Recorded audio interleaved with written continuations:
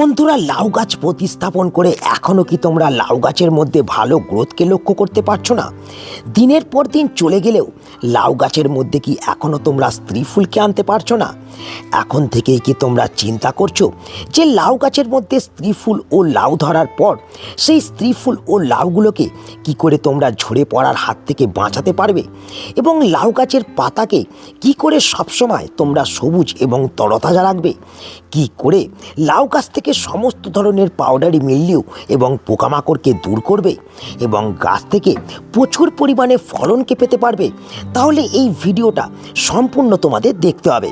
কারণ বন্ধুরা, আজ আমি এই ভিডিওতে তোমাদের বলবো মাত্র 18 দিনে লাউ গাছের মধ্যে যদি তোমরা দুগুণ স্ত্রী ফুলকে আনতে চাও, যদি স্ত্রী ফুল ও লাউগুলোকে লাউ গাছ থেকে ঝরে পড়ার হাত থেকে বাঁচাতে চাও, লাউ গাছের পাতাকে যদি চির সবুজ রাখতে চাও এবং লাউ গাছ থেকে সমস্ত ধরনের পোকামাকড়কে দূর করে যদি প্রচুর পরিমাণে ফলনকে পেতে চাও, তাহলে এই সময় লাউ গাছের মধ্যে তোমরা কি সারকে প্রয়োগ করবে, কি পরিচর্যাকে করবে এবং তার সঙ্গে সঙ্গে কি কীটনাশককে ব্যবহার করবে। তো যারা তোমরা লাউ চাষে আগ্রহী, যারা ছাদ বাগানে বা জমির মধ্যে লাউ গাছকে প্রতিস্থাপন করে রেখেছো, তাদের সকলকেই বলবো ভিডিওটা শুরু করার আগে ভিডিওটাকে একটা লাইক করে দাও, এবং যারা এখনও কার্তিক হর্টিকালচারকে সাবস্ক্রাইব করে রাখোনি তারা অবশ্যই কিন্তু চ্যানেলটাকে সাবস্ক্রাইব করে রাখো। বন্ধুরা, আমরা যদি মনে করি লাউ গাছকে প্রতিস্থাপন করে দিলেই সেই লাউ গাছ তত্তরিয়ে বৃদ্ধি হতে আরম্ভ করবে, গাছের মধ্যে প্রচুর পরিমাণে স্ত্রী ফুল এবং লাউ ধরতে শুরু করবে, তাহলে কিন্তু আমরা মস্ত বড় ভুল করব। কারণ বন্ধুরা, আমাদের লাউ গাছ প্রতিস্থাপন করা থেকে আরম্ভ করে গাছের মধ্যে স্ত্রী ফুল ও লাউ আসা পর্যন্ত আমাদের কিন্তু বিশেষ কয়েকটি পরিচর্যাকে সময়ে সময়ে কিন্তু করতে হয়, যা নিয়ে আমি এর আগের বেশ কয়েকটি ভিডিওতে তোমাদের সঙ্গে বিস্তারিত আলোচনা করেছি। কিন্তু বন্ধুরা, আজকের এই ভিডিওটা আগের ভিডিওগুলোর থেকে কিন্তু সম্পূর্ণ আলাদা হতে চলেছে।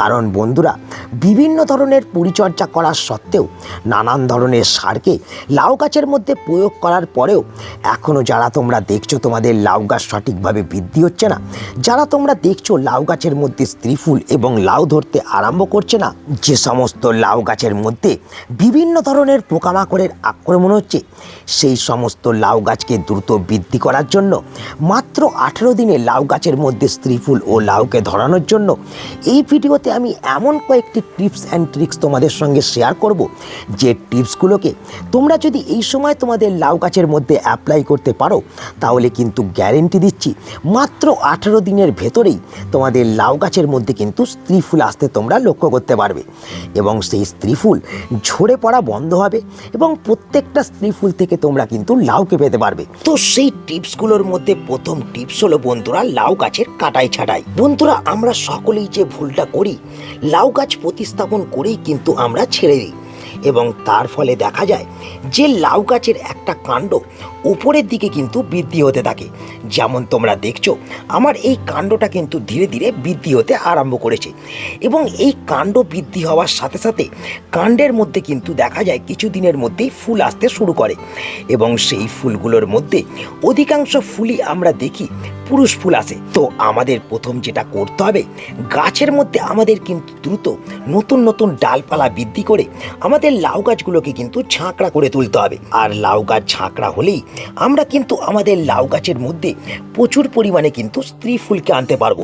তো সেটা আমরা কিভাবে করব? বন্ধুরা, আমরা যখন দেখব যে আমাদের লাউ গাছের মধ্যে 6 থেকে 7টা পাতা চলে এসেছে এবং লাউ গাছগুলো ধীরে ধীরে মাচায় ওঠার জন্য প্রস্তুত হচ্ছে, তখনই কিন্তু প্রথম আমরা কিন্তু এই যে লাউ গাছের ডগাটা তোমরা দেখছো, এই লাউ গাছের ডগাটাকে কিন্তু পিঞ্চ করে দেবো। যেমন তোমরা দেখতে পেলে আমি পিঞ্চ করে দিলাম। এই লাউ গাছের ডগাকে 6 থেকে 7টা পাতা আসার পর পিঞ্চ করলে যেটা হবে, এই যে কাটা অংশ দেখতে পাচ্ছ, এই কাটা অংশ থেকে এবং তার সঙ্গে সঙ্গে প্রত্যেকটা গেট থেকে নতুন নতুন কিন্তু ডাল বেরোতে আরম্ভ করবে, আর সেই ডালগুলো থেকেই আমরা কিন্তু পরবর্তী সময় স্ত্রী ফুল এবং লাউকে কিন্তু পেতে পারবো। আর এই এই কাজটাকে আমরা না করার ফলেই দেখি যে আমাদের লাউ গাছগুলো সঠিকভাবে বৃদ্ধি হয় না, বা লাউ গাছ বৃদ্ধি হলেও লাউ গাছের মধ্যে স্ত্রী ফুল ও লাউ ধরতে আরম্ভ করে না। তাই শুরুতেই তোমাদের লাউ গাছের মধ্যে তোমরা এই কাজটা প্রথমেই করে ফেলো, এবং এই কাজটাকে করার পর যে কাজটাকে তোমরা করবে সেটা হলো বন্ধুরা, এই যে খাবারটাকে তোমরা আমার হাতে দেখছো, এই খাবারটাকে তোমরা প্রত্যেক সপ্তাহে একবার করে তোমাদের লাউ গাছের মধ্যে কিন্তু এই সময় তোমরা প্রয়োগ করবে। আর এই খাবারকে দুবার প্রয়োগ করার পরেই তোমরা দেখতে পাবে যে লাউ গাছের গ্রোথ তত্তরিয়ে হতে থাকছে এবং লাউ গাছের মধ্যে প্রচুর পরিমাণে স্ত্রী ফুল আসতে শুরু করছে। আর এই খাবারের প্রয়োগে যেমন লাউ গাছের মধ্যে স্ত্রী ফুল আসবে, তেমন সেই সমস্ত স্ত্রী ফুল ঝরে পড়া বন্ধ হবে এবং প্রত্যেকটা স্ত্রী ফুল থেকে তোমরা কিন্তু লাউকেও পেতে পারবে। কারণ বন্ধুরা, এই খাবারের মধ্যে আছে প্রচুর পরিমাণে nitrogen, phosphorus, potassium, calcium, magnesium, iron এবং তার সঙ্গে সঙ্গে বিভিন্ন ধরনের মাইক্রোনিউট্রিয়েন্ট। আর এই খাবার আমাদের গাছের গ্রোথ এবং ফুল ফল আনাকে যেমন বৃদ্ধি করবে, তেমন কিন্তু দীর্ঘদিন পর্যন্ত আমাদের গাছকে সুস্থ রাখবে, গাছের মধ্যে রোগ প্রতিরোধ ক্ষমতাকে বাড়িয়ে তুলবে। তার সঙ্গে সঙ্গে গাছের পাতা হলুদ হয়ে যাওয়ার যে সমস্যা, সেই সমস্যাকেও কিন্তু বন্ধ করবে। কিন্তু বন্ধুরা, এই খাবার থেকে এতগুলো বেনিফিটকে পাওয়ার জন্য আমাদের জানতে হবে যে এই খাবারটাকে আমরা বাড়িতে কিভাবে তৈরি করব এবং কোন কোন উপকরণ লাগবে এই খাবারটাকে আমাদের তৈরি করার জন্য। বন্ধুরা, আমার হাতে যে খাবারটা তোমরা দেখছো, এই পাওয়ারফুল ঘরোয়া খাবারটাকে তৈরি করতে হতে গেলে আমাদের প্রথম যেটা লাগবে সেটা হলো বন্ধুরা জল। তোমরা দেখতে পাচ্ছ আমি কিন্তু এখানে 1 লিটার জলকে কিন্তু নিয়ে নিয়েছি। তোমরা তোমাদের প্রয়োজন মতন এখানে জলকে কিন্তু ব্যবহার করবে। তো যেহেতু আমি 1 লিটার জল নিয়েছি, তাই আমি 1 লিটার জলের মধ্যে প্রথম যে ঘরোয়া উপকরণটাকে মেশাবো সেটা হলো বন্ধুরা এই টক দই। তো কতটা পরিমাণে আমরা টক দইকে নেব? তো বন্ধুরা, 1 লিটার জলের মধ্যে তোমরা 1 থেকে 2 চামচ টক দইকে কিন্তু ব্যবহার করবে। এর থেকে অতিরিক্ত পরিমাণে কখনোই তোমরা ব্যবহার করবে না। তো টক দইকে নেওয়ার পর তোমাদের যেটা করতে হবে, টক দইটাকে জলের সঙ্গে ভালো করে তোমরা কিছুক্ষণ প্রথম গুলিয়ে নেবে। যেমন দেখতে পাচ্ছ আমি গুলিয়ে নিচ্ছি, এবং গুলিয়ে নেওয়ার পর তোমরা যেটা করবে, 24 ঘন্টার জন্য এই টক দইয়ের যে জলটা, এই জলটাকে কিন্তু রেখে দেবে। বন্ধুরা, তোমরা দেখতে পাচ্ছ আমি ফিরে চলে এলাম কিন্তু 24 ঘন্টা পর, এবং 24 ঘন্টার মধ্যে এই দ্রবণটা দেখতে পাচ্ছ পুরোপুরিভাবে তৈরি হয়ে গেছে। দ্রবণটার রং সম্পূর্ণ সাদা বর্ণের হয়ে গেছে এবং এই দ্রবণের মধ্যে থাকা দই নিচের দিকে কিন্তু থিতিয়ে গেছে। তো এরপর আমাদের যেটা করতে হবে সেটা হলো আমাদের এই দ্রবণের সঙ্গে 1/2 চামচ কফিকে মেশাতে হবে। দেখতে পাচ্ছ আমি এখানে 1/2 চামচ কফিকে নিয়ে নিয়েছি। তো বন্ধুরা, এই কফির মধ্যে আছে নাইট্রোজেন, পটাশিয়াম, আয়রন এবং ম্যাগনেসিয়াম, এবং দইয়ের মধ্যে আছে পটাশিয়াম, ক্যালসিয়াম, নাইট্রোজেন এবং বিভিন্ন ধরনের কিন্তু ভিটামিন এবং তার সঙ্গে সঙ্গে অনুখাদ্য। তো আমরা এই দুটো উপকরণকে মিশিয়ে যদি একটা খাবারকে তৈরি করতে পারি, তাহলে সমস্ত ধরনের পুষ্টিমৌল আমরা কিন্তু আমাদের লাউ গাছের মধ্যে যোগান দিতে পারবো। দেখতে পাচ্ছ আমি কিন্তু এখানে কফিটা সম্পূর্ণভাবে মিশিয়ে নিলাম এবং দ্রবণটাকে পুরোপুরি আরেকটু গুলিয়ে নিলাম। এরপর আমাদের যেটা করতে হবে, এই দ্রবণটাকে অন্য একটা পাত্রের মধ্যে আমাদের প্রথমে ছেঁকে নিতে হবে, এবং আমাদের দ্রবণটাকে ছাঁকনির সাহায্যে অন্য একটা পাত্রের মধ্যে ছেঁকে নেওয়ার পর তোমরা দেখতে পাচ্ছ দইটা কিন্তু সম্পূর্ণ আলাদা হয়ে গেছে এবং একটা লিকুইড তরল দ্রবণ কিন্তু তৈরি হয়ে গেছে।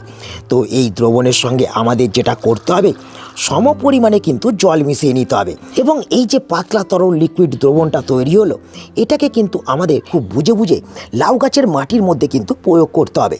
টবে থাকা লাউ গাছের মধ্যে 250 থেকে 300 ml এই দ্রবণকে ব্যবহার করতে হবে, এবং মাটির মধ্যে থাকা লাউ গাছের মধ্যে আমাদের এই দ্রবণকে 500 ml ব্যবহার করতে হবে। কিন্তু বন্ধুরা, শুধুমাত্র এই দ্রবণকে আমরা লাউ গাছের মধ্যে প্রয়োগ করতে পারবো এমনটা নয়। আমাদের ছাদ বাগানে বা জমির মধ্যে প্রতিস্থাপন করা সমস্ত ধরনের সবজি গাছের মধ্যে আমরা কিন্তু এই দ্রবণকে ব্যবহার করতে পারবো। এবং তোমরা যদি চাও এই দ্রবণকে স্টোর করে রাখতে, তাহলে কিন্তু 7 দিনের জন্য এই দ্রবণকে তোমরা এয়ারটাইট কন্টেনারের মধ্যে স্টোর করে রাখতে পারো, এবং 7 দিন পরে এই দ্রবণকে আবার কিন্তু তোমরা তোমাদের লাউ গাছের মধ্যে ব্যবহার করে দিতে পারো। কিন্তু বন্ধুরা, আমাদের লাউ গাছের মধ্যে কেবলমাত্র খাবার প্রয়োগ করলেই হবে না, কারণ খাবার প্রয়োগ করার সত্ত্বেও যে কারণের জন্য আমাদের লাউ গাছের বৃদ্ধি থমকে থাকে, যে কারণের জন্য আমাদের লাউ গাছের মধ্যে স্ত্রী ফুল ও লাউ ধরতে আরম্ভ করে না, যে কারণের জন্য লাউ গাছের মধ্যে আসা স্ত্রী ফুল ও লাউগুলো অনায়াসে ঝরে পড়ে যায়, সেটা হলো গাছের মধ্যে পোকামাকড়ের আক্রমণ। আর পোকামাকড়ের আক্রমণ হলে শুধুমাত্র লাউ গাছের ফুল এবং ফল আসাকে বন্ধ করে দেয় সেটা কিন্তু নয়, আর সঙ্গে সঙ্গে পোকামাকড় কিন্তু আমাদের লাউ গাছের পাতাকে কুঁকড়ে দিতে আরম্ভ করে, পাতাকে হলুদ করে দেয় এবং ধীরে ধীরে গাছগুলোকে কিন্তু মেরে ফেলতে আরম্ভ করে। তাই আমাদের খাবার প্রয়োগ করার পর আমাদের নিয়মিত কিন্তু লাউ গাছের মধ্যে কীটনাশককে ব্যবহার করতে হবে। তো সেক্ষেত্রেও আমরা কোনো ধরনের রাসায়নিক কীটনাশককে ব্যবহার করব না। আমরা বাড়ির মধ্যে ফ্রিতেই একটা শক্তিশালী ঘরোয়া কীটনাশক কাম ফাঙ্গিসাইডকে তৈরি করব, যা আমাদের লাউ গাছ থেকে সমস্ত ধরনের পাউডারি মিলডিউ এবং তার সঙ্গে সঙ্গে পোকামাকড়কে দূর করবে। তো কিভাবে সেই কীটনাশকটাকে আমরা আমাদের লাউ গাছের জন্য তৈরি করব বাড়িতে, কোন কোন উপকরণ আমাদের লাগবে, তো চলো সেটা এবার আমরা দেখে নিই। প্রথমে যেটা নিতে হবে সেটা হলো একটা পেঁয়াজ। দেখতে পাচ্ছ আমি কিন্তু আমার রান্নাঘর থেকে একটা মাঝারি সাইজের পেঁয়াজকে নিয়ে নিয়েছি। তো তোমরা এই ধরনের একটা মাঝারি সাইজের পেঁয়াজকে প্রথম সংগ্রহ করে নেবে এবং পেঁয়াজটাকে সংগ্রহ করে নেওয়ার পর তোমরা যেটা করবে, পেঁয়াজটাকে কিন্তু এইভাবে আমাদের টুকরো টুকরো করে প্রথম কেটে নিতে হবে। যেমন তোমরা দেখতে পাচ্ছ আমি কিন্তু সম্পূর্ণ পেঁয়াজটাকে কুচো কুচো করে কেটে নিয়েছি এবং কেটে নেওয়ার পর তোমরা যেটা করবে 1 লিটার জল নেবে। যেমন তোমরা দেখতে পাচ্ছ আমি পাত্রের মধ্যে 1 লিটার জল নিয়েছি এবং 1 লিটার জলের মধ্যে এই কাটা পেঁয়াজগুলোকে তোমরা কিন্তু সম্পূর্ণ প্রয়োগ করে দেবে এবং অবশ্যই খোলা সমেত পেঁয়াজই তোমরা কিন্তু ব্যবহার করবে। দেখতে পাচ্ছ আমি পেঁয়াজটাকে কিন্তু দিয়ে দিলাম এবং পেঁয়াজটাকে এই জলের মধ্যে দেওয়ার পর এই জলের মধ্যে যে 2 নম্বর এবং ঘরোয়া উপকরণটাকে আমাদের দিতে হবে সেটা হলো বন্ধুরা 1 টেবিল চামচ ফ্রেশ চা পাতা। দেখতে পাচ্ছ আমি এখানে ফ্রেশ চা পাতা 1 চামচ নিয়ে নিয়েছি এবং এই চা পাতাটাকেও আমি কিন্তু এই পেঁয়াজের মধ্যে কিন্তু প্রয়োগ করে দিলাম।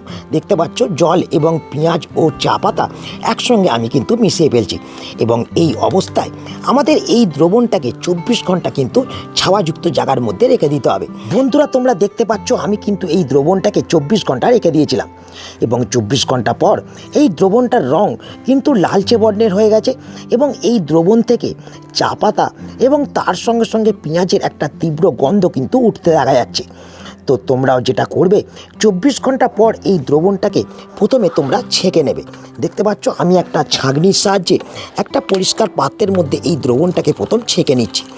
এই দ্রবণটাকে ছেঁকে নেওয়ার পর তোমরা যেটা করবে 1 লিটার এই কীটনাশকের সঙ্গে তোমরা 250 ml কিন্তু প্লেন জলকে মিশিয়ে নেবে। দেখতে পাচ্ছ এখানে কিন্তু 1 লিটার দ্রবণের সঙ্গে আমি 250 প্লেন জলকে কিন্তু মিশিয়ে নিলাম এবং 250 ml প্লেন জলকে মেশানোর পর তোমরা যেটা করবে একটা স্প্রেয়ার মেশিনের মধ্যে ভরে এই দ্রবণটাকে প্রত্যেক 7 দিন অন্তর অন্তর একবার করে লাউ গাছের পাতার মধ্যে তোমরা স্প্রে করে দেবে।